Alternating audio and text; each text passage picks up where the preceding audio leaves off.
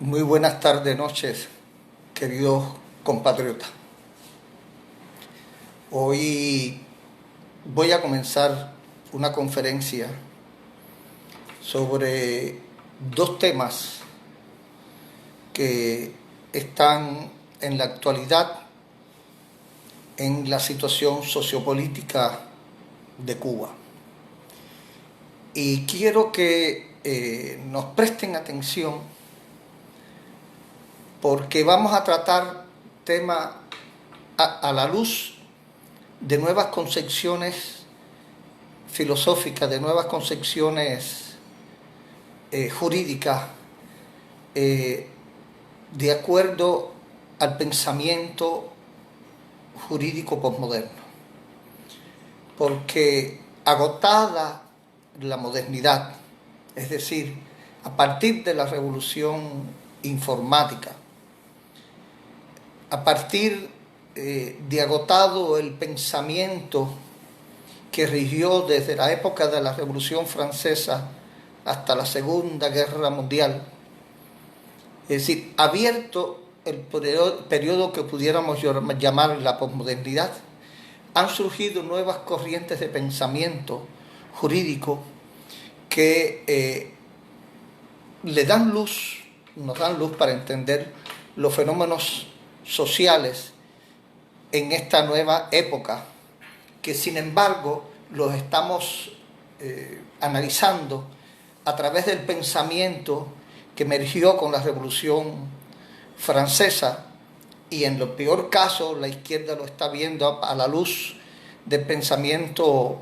jurídico socialista, que tiene su base en la Unión Soviética, que a su vez tiene su raíz en la Rusia estalinista, la Rusia de Lenin, que en pleno siglo XX era feudal, y por tanto el pensamiento jurídico de esa revolución socialista era el pensamiento que estaba arraigado aún en el pensamiento feudal, el pensamiento inquisitivo, el pensamiento religioso, doctrinario.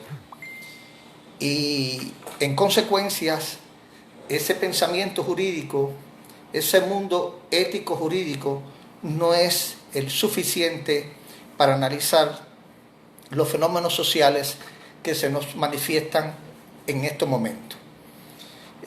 Tenemos el caso de Ariel Ruiz Urquiola y el caso del periodista Luis Enrique Rodríguez, son un fiel reflejo de esta realidad. Los vamos a analizar haciendo un contraste del pensamiento posmoderno, que es en virtud del cual debiéramos resolverlo, en contradicción con el pensamiento jurídico socialista y de la modernidad, que son los pensamientos jurídicos que rigen en el mundo y que no son los capaces, a mi modo de ver, de resolver la problemática en esta nueva etapa histórica, porque vivimos en la revolución informática, vivimos en la era posmoderna, donde no hay distancia, donde el mundo es contingente y fortuito, es complejo, y en esas doctrinas tenemos que ver el fenómeno. Yo les agradezco a ustedes que vayan compartiendo. Ustedes saben que debajo de share o compartir, vayan compartiendo, compartan en grupo, compartan con sus amigos, porque es muy importante que este pensamiento jurídico llegue a la mayoría de los cubanos dentro y fuera de la isla, porque solo la conciencia jurídica de estos tiempos nos permitirá empoderarnos y nos permitirá liberarnos. Ser cultos para ser libres, nos decía bien claro José Martí. Así que les ruego que comiencen a compartir, vayan al borde inferior de su pantalla y ahí donde dice compartir, compartan con sus personas, amistades, con sus contactos, y los compartan también en grupo para que esto llegue lo más amplio posible a familiares y amigos. Bien, voy a comenzar con el caso del periodista Luis Enrique Rodríguez. Luis Enrique es un periodista independiente cubano que lo acaban de apresar en Cuba hace unos días atrás por estar filmando a la policía. Fíjense qué fenómeno, para que ustedes van a ver cómo en Cuba hay un pensamiento jurídico, hay una expresión jurídica que es contraria a la modernidad y que es contraria incluso al pensamiento actual de la posmodernidad. La concepción del derecho en Cuba viene del pensamiento jurídico soviético, que a su vez viene del pensamiento estalinista, leninista, de la Rusia feudal en pleno siglo XX.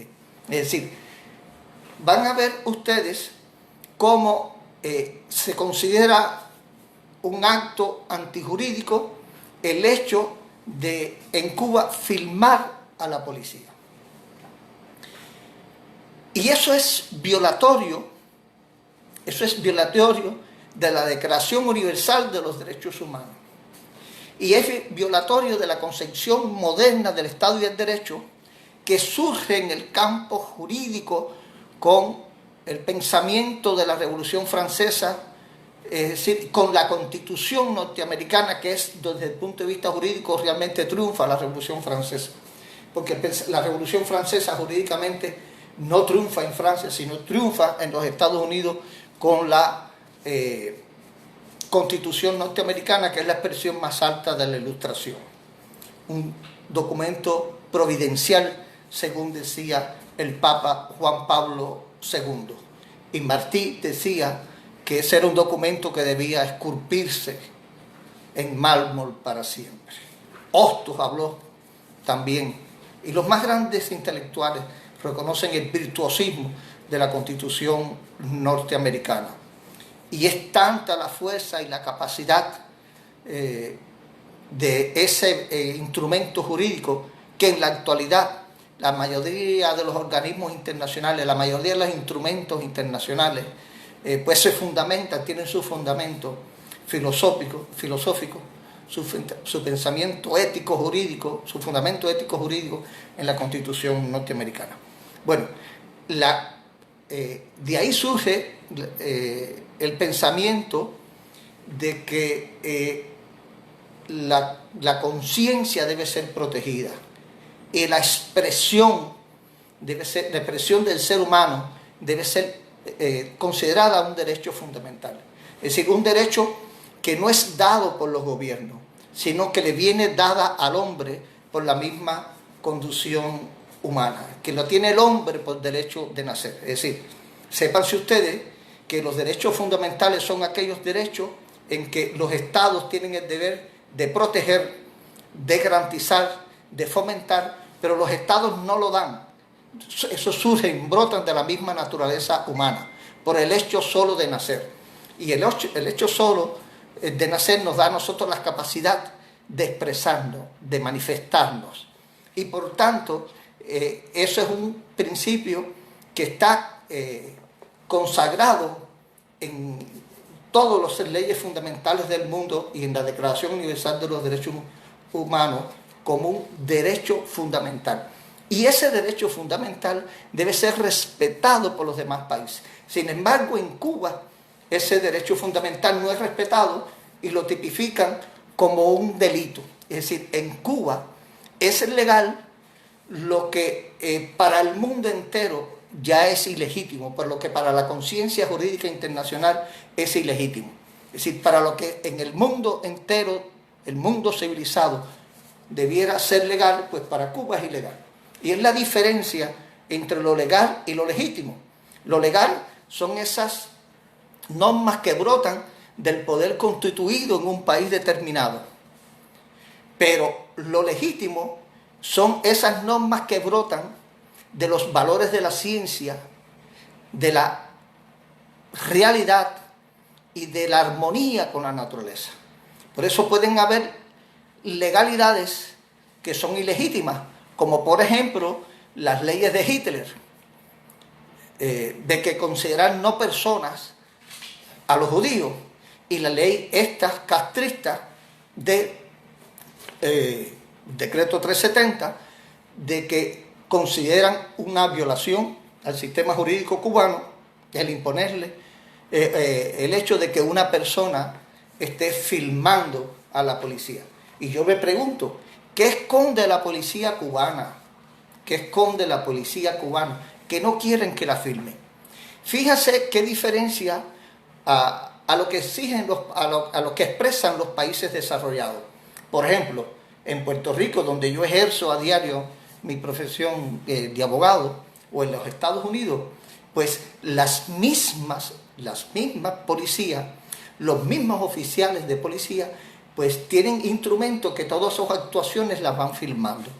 Y cualquier ciudadano, cualquier abogado que quiera saber realmente lo que sucedió, mediante un escrito, le pide al tribunal que le dé esos videos. Y ahí se refleja lo que realmente sucedió.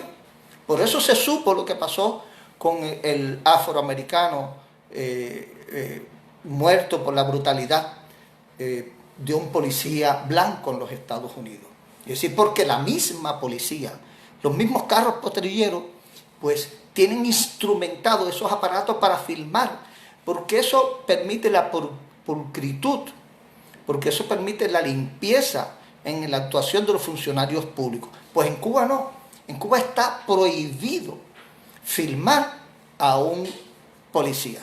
Así que ya ellos saben y tienen conciencia que sus actuaciones son ilegítimas, que sus conductas son ilegales, que la forma en que ellos detienen a las personas viola la conciencia jurídica internacional, viola los tratados internacionales, ¿okay? Viola la Declaración Universal de los Derechos Humanos.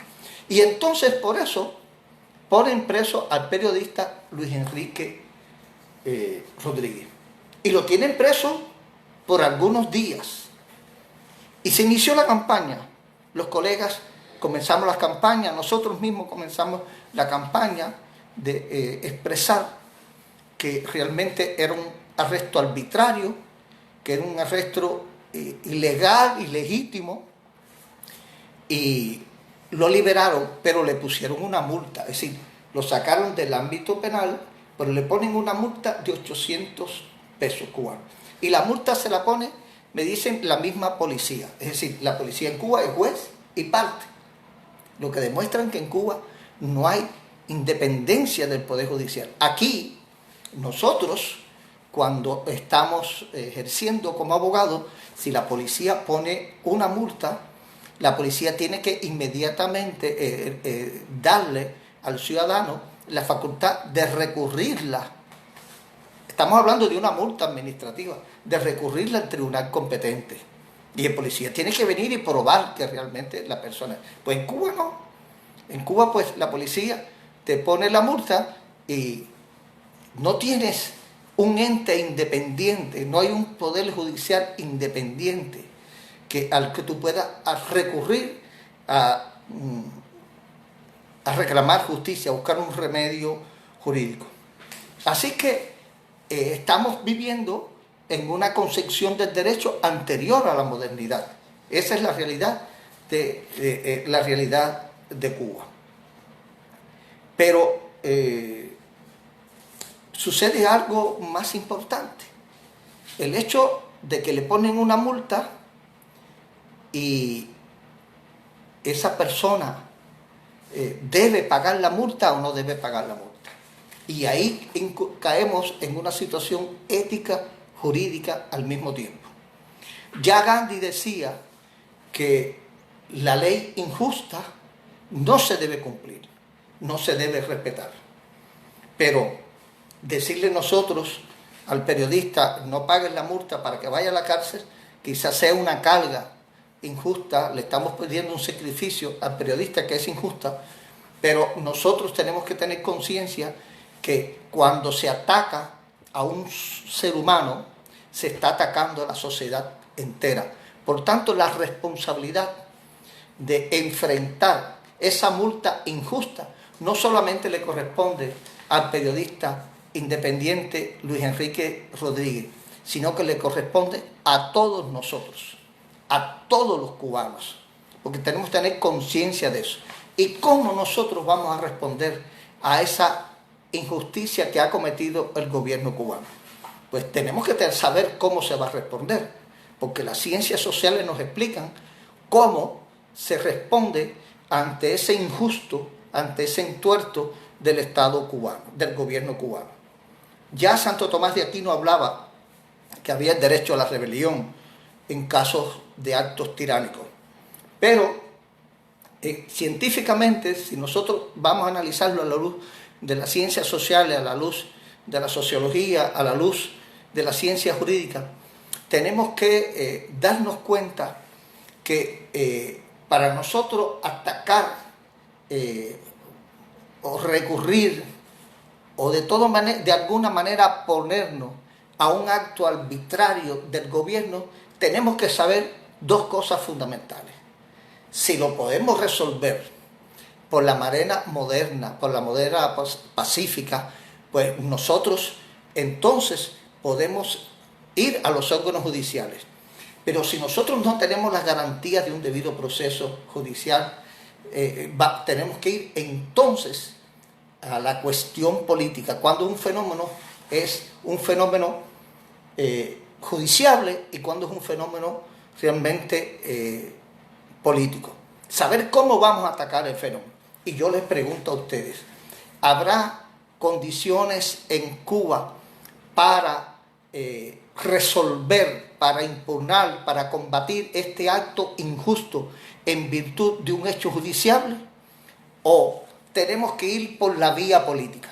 Bueno, para que un acto sea judiciable, nosotros tendríamos que tener un sistema jurídico independiente, una división de poderes del poder judicial que permitiera un juicio justo e imparcial.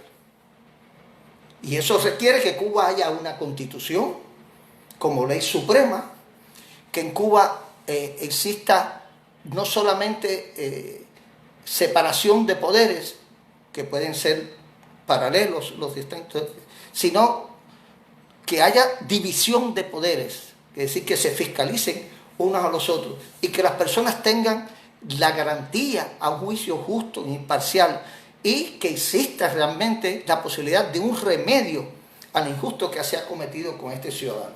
Y yo les pregunto a ustedes, ¿ustedes creen que si Luis Enrique va a los órganos judiciales a pedir que se le indemnice por el tiempo que estuvo preso injustamente y que se le exima de pagar esa multa que se le ha impuesto justamente, va a encontrar una respuesta justa en Cuba por un juez, por un tribunal competente?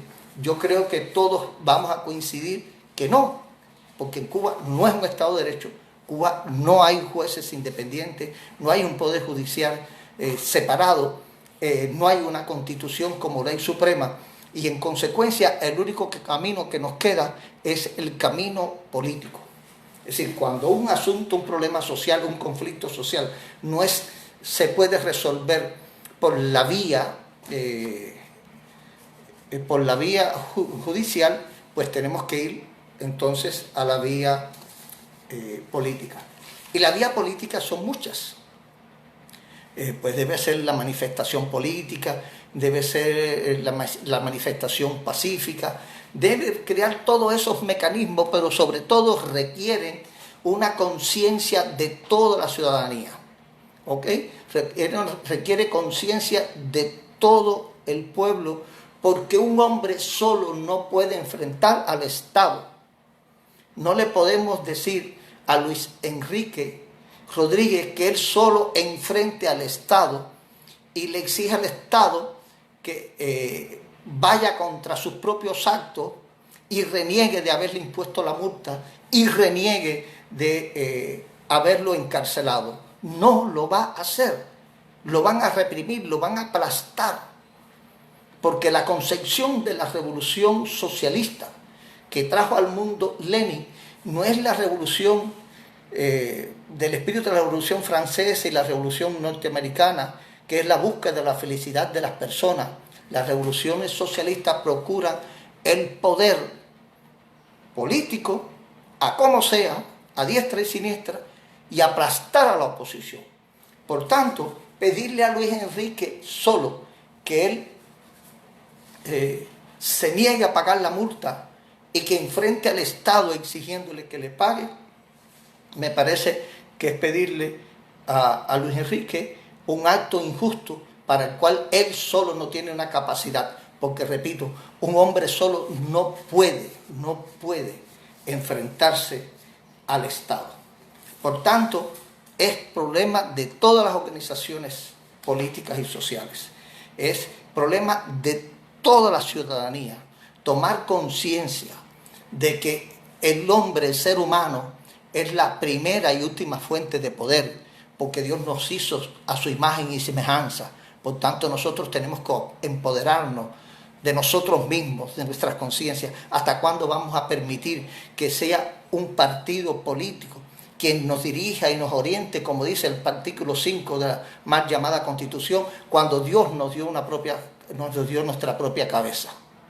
Es decir, tenemos que estar conscientes de que el sistema jurídico cubano es un sistema inquisitivo anterior a la modernidad y que ya ni siquiera vivimos la modernidad, sino estamos viviendo la posmodernidad, donde el soberano debe ser el ciudadano y realmente el ciudadano debe empoderarse, ¿ok? Debe ser soberano de sí mismo y en consecuencia donarse, trascenderse. Eso es en cuanto al caso de Luis Enrique. El otro caso bochornoso también para el pensamiento jurídico es el caso de Ariel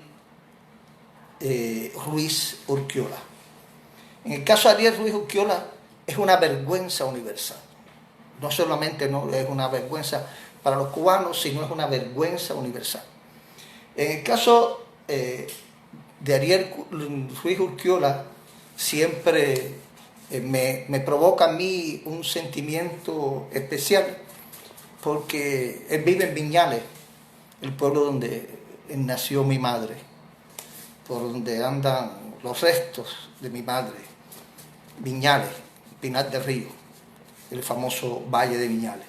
Así que siempre recuerdo, esas cosas provocan un sentimiento especial, ¿verdad? Y bueno, pero independientemente de ese hecho emocional, familiar, personalísimo, que me une más a Ariel Urquiola, me une a él el sentimiento que provoca la injusticia. Ariel fue a las Naciones Unidas y en un acto heroico, trascendente, que quizás no tuvo resultados en la inmediatez, pero quedará en el pensamiento histórico de la humanidad, quedará en la conciencia jurídica de las personas, pues se apareció a la puerta de donde radica la Comisión esta de Derechos Humanos de las Naciones Unidas y Ginebra, y se plantó en una huelga de hambre y sed, con el objetivo de ser escuchado. Y es bochornoso que estas cosas suceden, porque si Ariel es parte de la sociedad y el ser humano es un ser social, resulta lastimoso a la dignidad y a la vergüenza de los demás seres humanos de que Ariel se haya tenido que haber visto allí prácticamente en soledad, en una huelga de sed y hambre para haber sido escuchado. Y por ese valor, por ese sacrificio que hizo Ariel por su dignidad, por sus derechos que no son protegidos por su Estado Nacional, por ese sacrificio que él hizo por todos nosotros, llegó a tener tal trascendencia que el Estado cubano se vio en la obligación, el Estado cubano no, la Comisión de Derechos Humanos de las Naciones Unidas se vio en la obligación de recibirlo.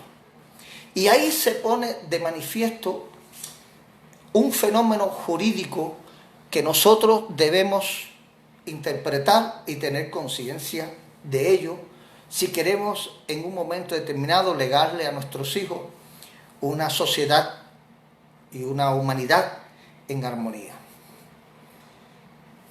Yo les había hablado a ustedes en otras oportunidades de que la soberanía es de dónde emana, la soberanía de dónde emana el poder y quién lo ejerce.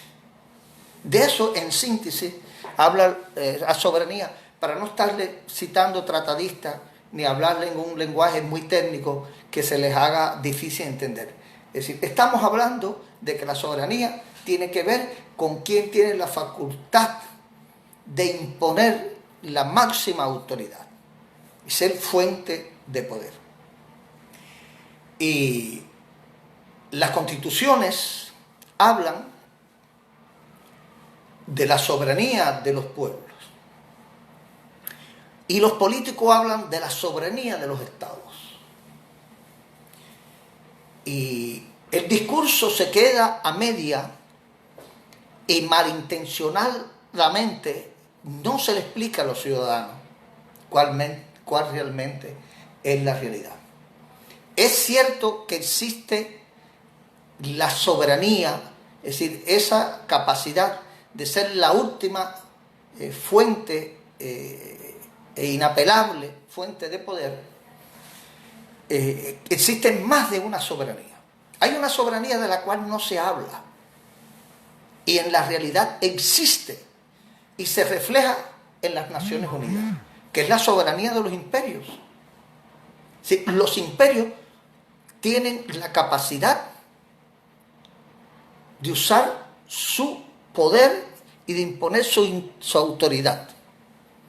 Y ellos están reunidos en un organismo internacional que se llama el Consejo de Seguridad. En el Consejo de Seguridad es donde los imperios debaten entre ellos sus derechos y sus deberes imperiales. Yo veo muy demagógico cuando yo oigo a los políticos de izquierda y a los políticos ignorantes, que son la gran mayoría, que hablan de las políticas antiimperiales, etc. Los imperios siempre han existido, existen y van a existir, porque incluso los imperios son necesarios. Los imperios son necesarios porque allí donde los países pequeños y pobres no pueden ir a ejercer control, a establecer orden, a establecer armonía necesaria por sus escasos recursos, por su escasa fuerza, pues allí llegan los imperios. Sucedió en la lucha contra el terrorismo, sucedió en la lucha contra los piratas allá en el noreste de África, sucede con el problema del cosmos y indudablemente nos encontramos entonces en que existen los imperios y que son necesarios, porque el problema del terrorismo y el problema de los piratas en el alta mar, ningún de esos países, ni Etiopía, ni Eritrea, podía resolver ese problema. Ni el problema del terrorismo lo podía resolver un país pequeño, ni el problema del derecho y de las situaciones que ya están sucediendo en el espacio. Y fíjense que si los políticos son mentirosos, que cuando se cayó el muro de Berlín, que el imperio soviético se estaba desmoronando, Fidel Castro hablaba de la necesidad de un mundo multipolar. Es decir, él no se atrevía a decir un mundo multiimperio, él decía un mundo multipolar. Es decir, Fidel estaba contra el imperio norteamericano, pero estaba a favor del imperio soviético y a favor del imperio chino. Fidel no era un antiimperialista, Fidel era un imperialista más. Y prueba de ello fueron las guerras más o menos justas que habrá llevado en África, pero eran guerras imperiales. Fidel era un imperialista. ¿Ok? Bien. Entonces, existen por una parte los la soberanía de los imperios, la capacidad del poder inapelable de los imperios, que tienen unos instrumentos disuasivos muy fuertes, muy poderosos. La bomba atómica, ¿ok? El armamento nuclear. Es decir, ellos tienen que estar en unos equilibrios, en unas conversaciones, y saben que no se pueden enfrentar unos a los otros en los últimos tiempos, precisamente porque sería la destrucción de todos. Entonces, existe también la que se llama, y les dije, el espacio que tienen en el campo del derecho internacional los imperios para resolver sus diferencias, sus asuntos y jugar su papel positivo en algunos casos y negativo en otros, es el Consejo de Seguridad de Naciones Unidas. Y los imperios, al que muchas veces aparenten ser enemigos, aparecen ser adversarios, muchas veces son amigos. Por ejemplo, o entran en acuerdo, entran en convenio. Ustedes verán recientemente, o recordarán recientemente, cuando el problema de Siria, como Rusia y los Estados Unidos acordaron acciones militares para luchar contra el terrorismo. Y eso fue un acuerdo entre los imperios. No consultaron con ningún ciudadano, no consultaron con ninguna nación, no consultaron con ningún Estado. Existe también otra soberanía, que es la soberanía de los Estados. Soberanía que le permite a los Estados hablar en nombre de todo un país, y ellos allá, sin consultar a los ciudadanos del país, pues van a las Naciones Unidas, incluso en contra de la voluntad de su país, y establecen determinadas políticas. Y eso lo vimos, la soberanía de los Estados, la vimos ahora en el caso de Ariel Ruiz Urquiola. Cómo allí no había representantes de los ciudadanos. Ese sujeto del derecho, ese sujeto de la Declaración Universal de los Derechos Humanos, ese individuo que, según la máxima cristiana, es creador porque Dios nos hizo a su imagen y semejanza, y por tanto soberano. Ese hombre allí no estaba representado. Allí estaban representados gobiernos, estados que estaban en el poder, algunos por elecciones, pero en el caso de Ariel Ruiz Urquiola, los estados que estaban allí eran estados dictatoriales, que incluso estaban en contra de la voluntad de sus pueblos y en contra de la voluntad de ciudadanos. Y digo pueblo y ciudadano porque son dos conceptos que debo aclarar después. Es decir, Cuba se amparó en su soberanía estatal para aplastar no solamente a Ariel, sino a todos los ciudadanos de Cuba, porque Ariel estaba pidiendo su derecho humano al ejercicio de sí mismo, ¿okay?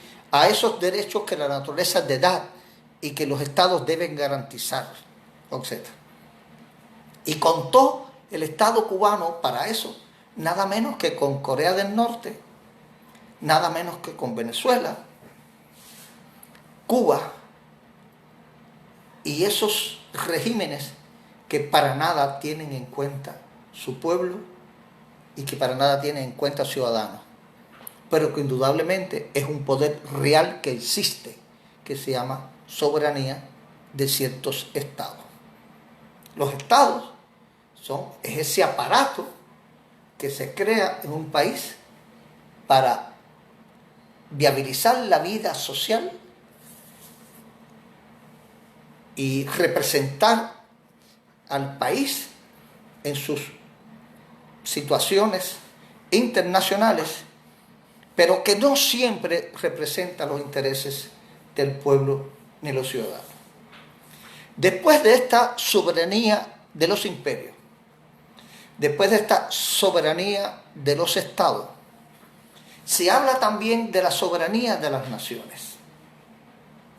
Y las naciones, pues, son esas colectividades de seres humanos que viven en un territorio determinado, que tienen una comunidad económica y cultural histórica, y que no siempre, como por ejemplo los palestinos, se enmarcan en un territorio, pero es por lo general uno de los atributos, uno de los presupuestos de la nación, es decir, esa entidad histórico-cultural enmarcada en un territorio determinado con una identidad cultural y económica. Hay más o menos una definición pobre, pero que más o menos ustedes pueden ir entendiendo. Y eso, las naciones, pues desde el punto de vista moral, desde el punto de vista ético, desde el punto de vista histórico, también tienen una fuerza jurídica que no siempre es respetada por los imperios, la mayoría de las veces no es respetada por los imperios, ni por los otros estados, ¿ok? Ni por estado alguno, pero que indudablemente también es una fuente de poder. Y por último, además de ello, está la soberanía del pueblo y la soberanía de los ciudadanos. Ahora, ¿cuál es la diferencia entre la soberanía del pueblo y la soberanía de los ciudadanos? Bueno, pues el concepto de pueblo surge con la Revolución Francesa. Surge con el pensamiento de la Revolución Francesa. Surge con el pensamiento de Ilustración, del movimiento enciclopédico, etc. El iluminismo, ok. Y se consagra por primera vez en la Constitución norteamericana. La Constitución norteamericana es un monumento al pensamiento. Es el primer documento ético-jurídico que se hace primero para después iniciar una lucha por la liberación de un hombre. Es decir, se crea primero ese proyecto ético-jurídico, ese proyecto de país, para después luchar por ello, cosas que no hacemos nosotros. Nosotros primero vamos a la revolución y tumbamos al que está en el poder sin un proyecto de país, después que se trepa hace lo que le da la gana. Y muchas veces los que se trepan son los más oportunistas, los que cuidaron el pellejo, y los mejores hijos pues no tienen la oportunidad. Bueno, ahora, ¿qué significa pueblo? Bueno, estamos hablando que la Constitución norteamericana es de 1786, estamos hablando de finales del siglo XVIII. En aquella época pues no había ni teléfono, ni había internet, ni había ni de carretera, ni había radios, y las personas quedaban a días o meses a caballo de las instituciones del Estado. De modo que los que ejercían el Estado, que se supone que debían de trabajar y luchar por los intereses de todos esos habitantes, todas esas personas que vivían en su territorio, pues no tenían manera de comunicarse entre sí. Quedaban a días a caballos, quedaban a meses o semanas en embarcación de donde vivían esos ciudadanos, esos campesinos, esas personas, de donde estaba el gobierno, las instituciones del Estado. Y ahí es donde surgen entonces los representantes de todas esas personas. Pero como que no las podían identificar, no podían ser Juanito, José, porque ni había registro, ni la gente estaba identificada, ni había teléfono, ni sabía cómo se llamaba, pues le llamaban a ese todo pueblo.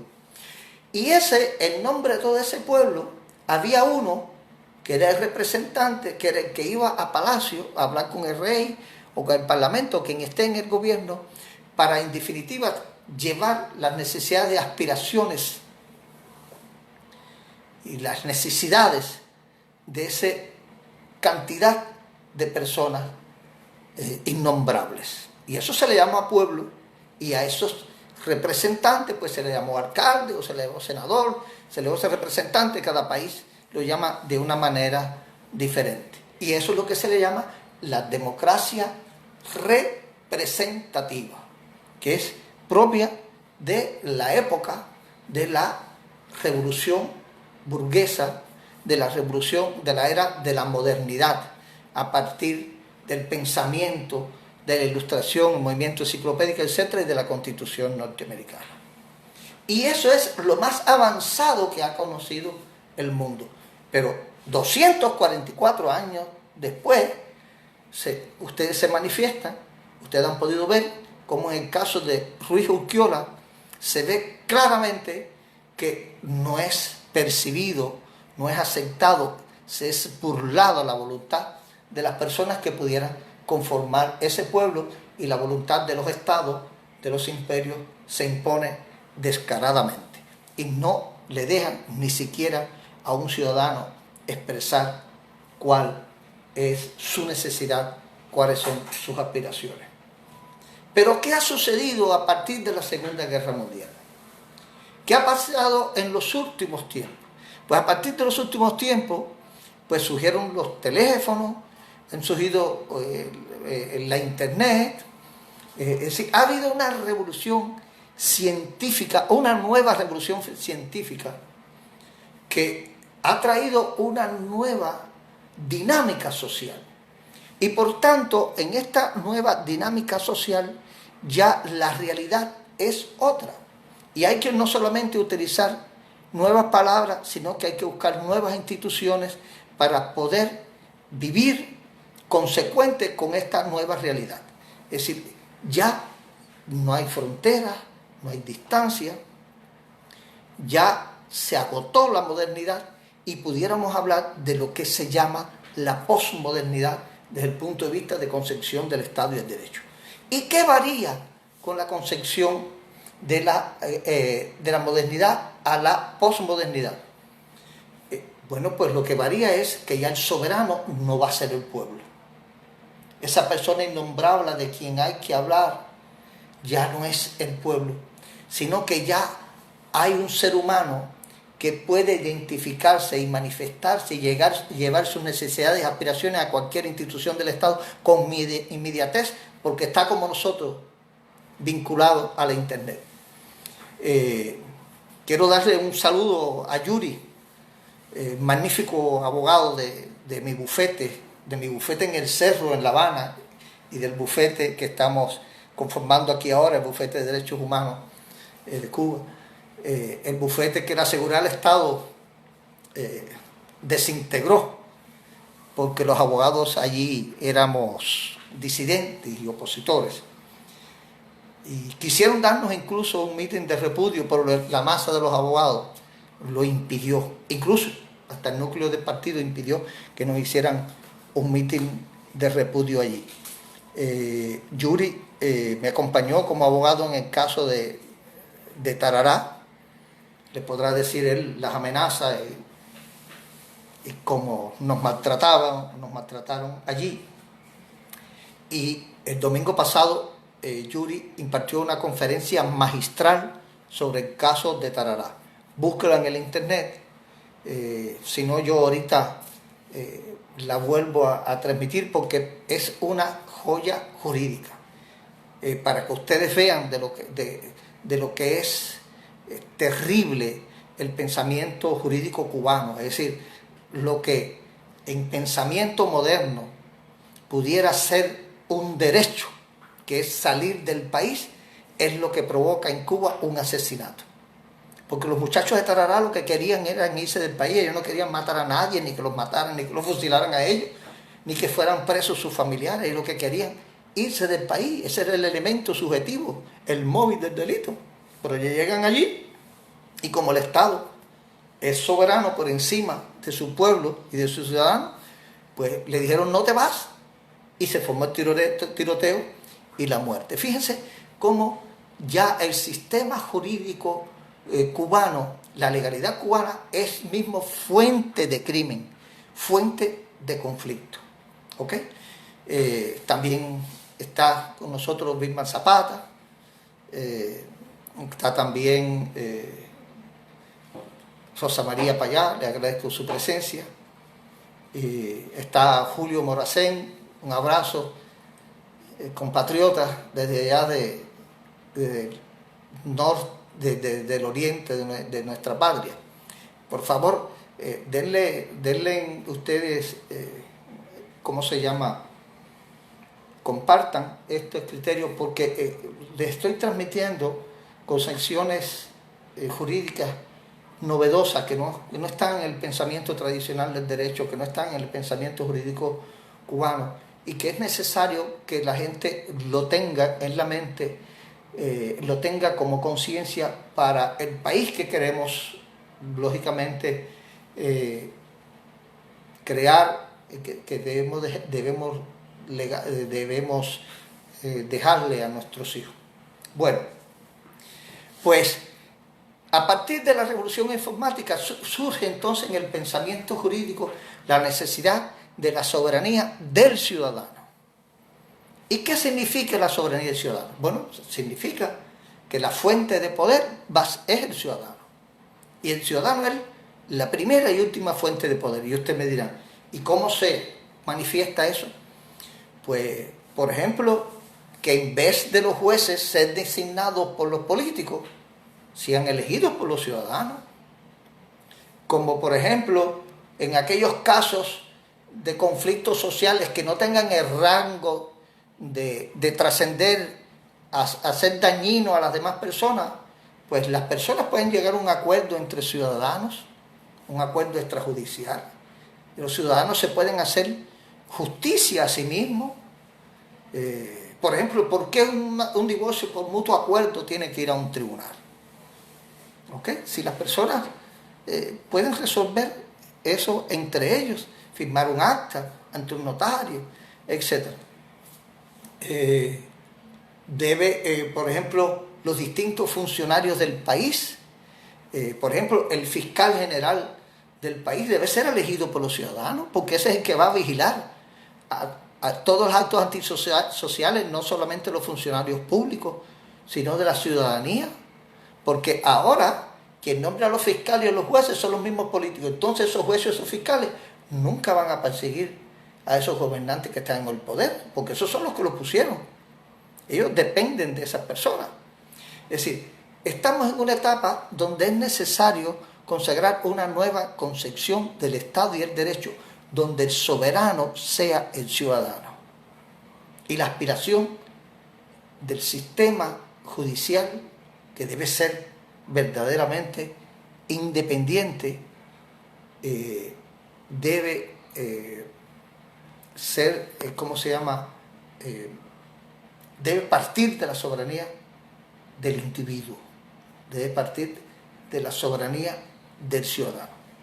Fíjense ustedes que hemos hablado de distintos tipos de soberanía que existen en estos momentos y que solamente se habla de una, cuando más de dos: la soberanía del Estado, la soberanía de los ciudadanos, digo del pueblo, porque ni se habla de la soberanía de los ciudadanos, ni se habla de la soberanía de los imperios, ni se habla de la soberanía de las naciones. Y todo eso forma parte de un discurso muy oportunista e inteligente de las personas que tienen el poder. Nosotros necesitamos crear ese nuevo discurso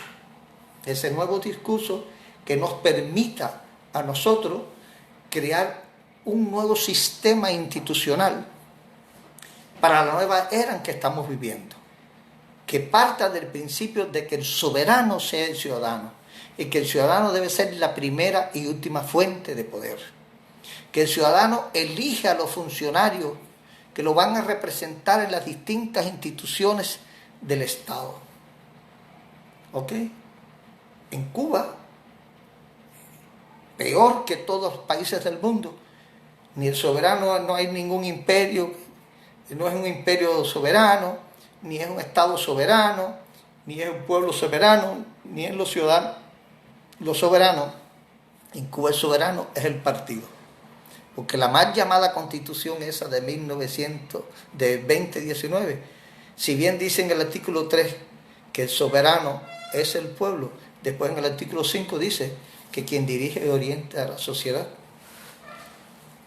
es el Partido Comunista. Estamos hablando de 6 tipos de soberanía diferentes.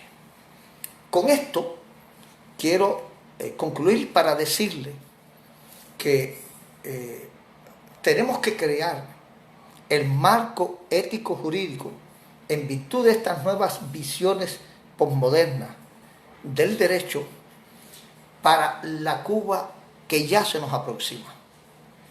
Porque el discurso jurídico actual, vigente en Cuba, ya está derrotado, está destruido. El régimen ha perdido su discurso. Ya no pueden buscar nadie más que los apoye, que no sean Corea del Norte y Venezuela.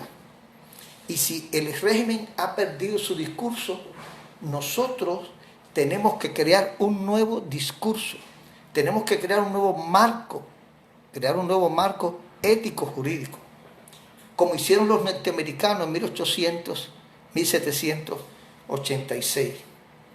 Porque si nosotros no creamos un marco ético-jurídico, cuando el pueblo se levante en un momento determinado, si no tenemos ese instrumento, el que se trepa puede hacer lo que le da la gana.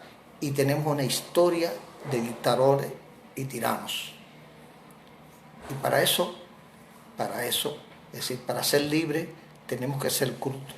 Si tenemos que derrotar al castrismo, pero hay que crear ese nuevo discurso. Por eso José Martí decía que cada momento histórico necesitaba su propio discurso y idea estético. Y tenemos que crear ese proyecto de país. Fíjense que los Estados Unidos lo primero que hizo fue crear su proyecto de país. La Constitución de 1786 está vigente hasta la actualidad. Nosotros no fuimos a la guerra de independencia. Y entonces, ¿quiénes hacen las constituciones? Los que ganan. ¿Y qué hacen los que ganan? Pues se hacen una constitución a su conveniencia. Eso es lo que ha sucedido siempre. En 1902, en 1940, en 1940 la constitución la hicieron los que ganaron la guerra del 33. Y las constituciones socialistas, los que ganan, los que tomaron el poder en el 59. Es decir, no hay un pacto social. No se llega a acuerdo con nadie. Se hace realmente lo que les da la gana. Por tanto, es hora ya de que tenemos conciencia de esta nueva concepción jurídica para este nuevo tiempo de la era de la revolución científico-técnica, de la era digital, y creemos ese marco ético-jurídico que pudiéramos llamarle constitución, o yo llamaría pacto social, porque constitución se llamó en la era moderna y ya tiene que tener otros principios, para poder, en definitiva, triunfar y encaminar adecuadamente nuestro país, porque se nos puede formar el caos. ¿Ok? Se nos puede formar el caos. Hay mucho odio, mucho rencor, y no queremos que pase como en el 33, que hubo linchamiento, hubo guardias arrastrados, acuchillados. La venganza no puede imponerse a pesar de tanto dolor que tenemos dentro. Es necesario crear el marco ético-jurídico, el nuevo marco ético-jurídico para una nueva realidad de justicia, no de venganza. Buenas noches, muchas gracias, y no se les olvide a todos compartirlo, porque pudiera ser útil para nuestro pueblo. Que Dios los bendiga. Bye.